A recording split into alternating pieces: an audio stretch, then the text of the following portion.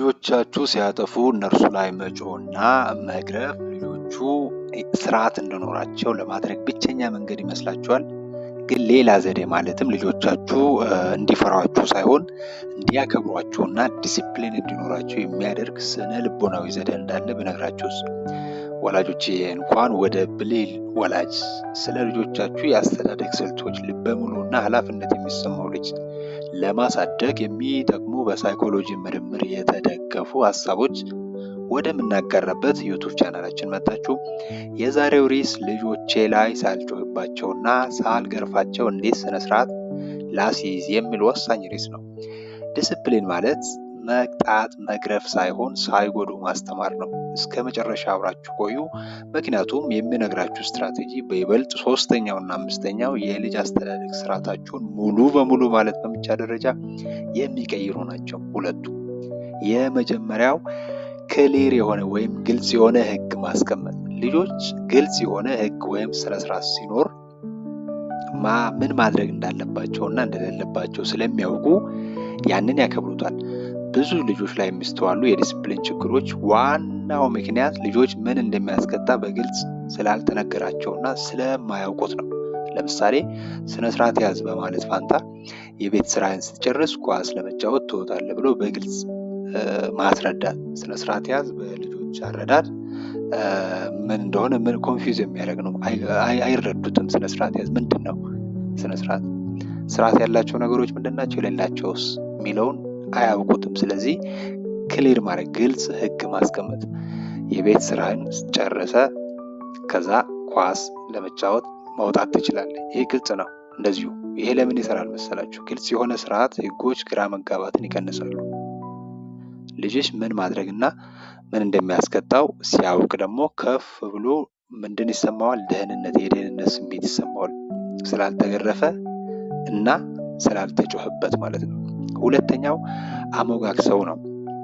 እንደምናስተውለው ብዙ ወላጅ ትኩረት የሚያደርገው ያጠፋውን ልጅ በመቆጣትና በመግረፍ ለማስተካከል መሞከሩ ላይ ነው።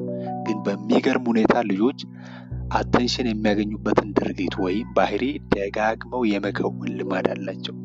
ስለዚህ ስህተቱን በመንገር እንዲታረም ጥሩ ልጅ እንዲሆን በመምከር ፋንታ የሚመከረው ምንድን ነው? ጥሩ የሰራውን በማድረግ ፕሬዝ በማድረግ በማሞገስ በማመስገን በጎ ላይ ፎከስ ማድረግ ማለት ነው። ለምሳሌ መኝታ ቤትህን ያጸዳህበት መንገድ በጣም ደስ ብሎኛል፣ እኔ ጎበዝ ልጅ፣ ለካ እንዲህ ጀግና ነህ ማለት። መኝታ ቤትሽን ያጸዳሽበት መንገድ በጣም አስደስቶኛል፣ እኔ ልዕልት ልጅ፣ ለካ እንደዚህ ጎበዝ ሆነሻል ብሎ ከላይ እንዳልነው አቴንሽኑን በሚሰሩት በጎ ነገር ላይ ብቻ ፎከስ ማድረግ። ሲያጠፉ ለዛኛው ጥፋታቸው አቴንሽን በምንሰጥበት ጊዜ በዛው ልክ ስለሚጨምር የሚሻለውና ኢኮኖሚካል የሆነው ተመራጩ መንገድ ብዙ ኤነርጂም ሳናጠፋ መጮህ መግረፍ ሳይኖርብን ለማለፍ ምንድን ነው የሚመከረው? እንዳልኳችሁ በሰሩት በጎ ነገር ላይ ፍሬዝ ማድረግን፣ ማመስገንን፣ ማወደስን እንደ አማራጭ መቁጠር ነው፣ መውሰድ ነው። ሶስተኛ ምርጫ ስጧቸው ነው። አስተውላችሁ ከሆነ ልጆች ግትር የሚሉበትና ትዕዛዝ የማይቀበሉበት ዋነኛው ምክንያት ኮንትሮልድ መሆን ስለማይፈልጉ ነው። ነገር ግን ይህንና ያንን በማለት ምርጫ ብትሰጧቸው ከዚህ አንዱን መርጠው የመተግበር አዝማሚያቸው ከፍ ያለ ነው የሚሆነው። በምሳሌ እንመልከት። ይህን ልብስ ልበስና ቶሎ ውጣ። አሁን ይሄ በአንድ ንግግር ሁለት ትዕዛዝ ማለት። አንደኛ ይህን ልብስ ነው የምትለብሰው፣ የሆነ የተመረጠ የተለየ ልብስ አለ ማለት ነው። ሁለተኛ ቶሎ ውጣ፣ ሁለተኛ ትዕዛዝ። ይሄን በማለት ፋንታ ለልጅሽ ምርጫ መስጠት፣ ነጩን ነው ወይስ ሰማያዊውን ቲሸርት ነው መልበስ የምትፈልገው ብሎ ምርጫ መስጠት ያስፈልጋል። ይሄ ለምን ይሰራል ካላችሁኝ፣ ምርጫ ልጅሽ ኢንዲፔንደንት ሆኖ እንዲወስን ያደርጋል። ይሄ ደግሞ በራስ እንዲመርጥ ስትፈቅጂለት ከአንቺ ጋር የሚጋጭበት ምንም ምክንያት አይኖርም ማለት ነው። አራተኛ ወጥ መሆን። አንዳንድ ወላጅ ሌላው ጥሩ ሆኖ ሰኞ በጣም ጠንከር ያለ ህግ ይዘረጋል፣ ይከታተላል ምናምን። ሐሙስ ቀን ደግሞ ህጉን ጭራሽ እየፈጸመ ይሆን አይሆን ልጁን አይከታተልም፣ ረስቶታል ጭራሽ። ይሄ ደግሞ ልጁን ግራ አጋቢ ነገር ነው።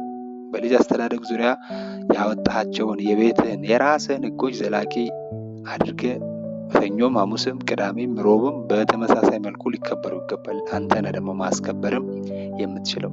ስርዓት ካወጣ ያ ስርዓት እንዲጠበቅ ማድረግ ግዴታ ይሆናል ማለት ነው።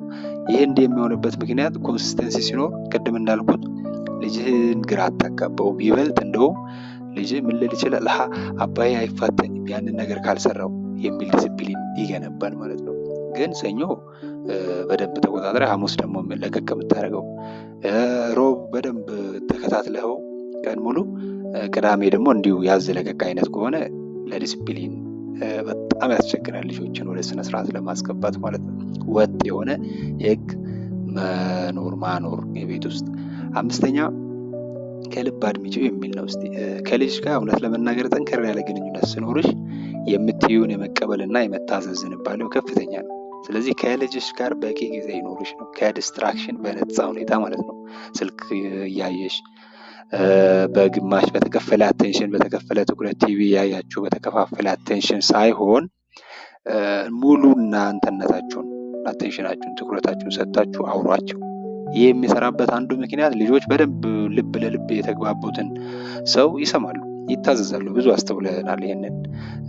ስለዚህ ሙሉ አቴንሽንን ሰጥተሽ አድምጪው።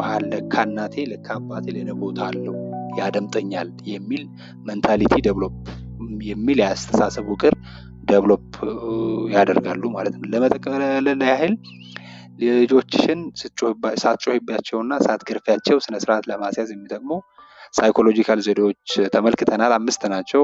አንደኛው ግልጽ ህግ ማስቀመጥ፣ ሁለተኛው መሞገስ ባለበት ቦታ ማሞገስ ማድነቅ፣ ሶስተኛ ምርጫ መስጠት፣ አራተኛ ወጥ የሆነ ህግ ማኖር፣ አምስተኛ ከልብ ማድመጥ ልጆችን ይበልጥ ዲሲፕሊን እንዲኖራቸው ያደርጋል። ምንድን ሳትይ ሳትጮህና ወይም ሳትጮህና ሳትገርፊ ማለት ነው። ልጆች ስነ ስርዓት እንዲይዙ የግድ እናንተን መፍራት አይጠበቅባቸውም። መፍራት ሳይሆን መከበር ነው የሚያስፈልጋቸው እንደ ወላጅ። ልጆች ደግሞ ጋይድ መደረግ፣ መረዳት፣ ሰፖርት መደረግ እና ትዕግስት ይፈልጋሉ። አስታውሱ፣ ፍርሃት ልጆችን ለጊዜው እንድታዘዝ ሊያደርግ ይችላል። በልጆች መከበር ግን ስነ ስርዓት በቋምነት እንዲገነባ ያደርጋል።